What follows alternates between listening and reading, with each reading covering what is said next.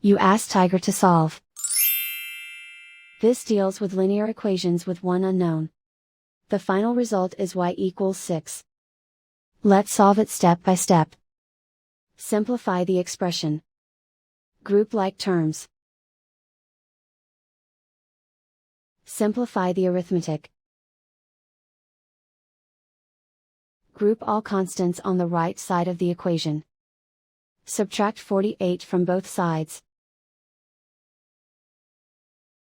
Simplify the arithmetic.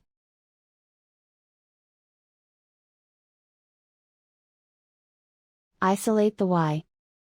Divide both sides by -8. Cancel out the negatives. Simplify the fraction. Cancel out the negatives. Find the greatest common factor of the numerator and denominator. Factor out and cancel the greatest common factor. And so the final result is y equals 6.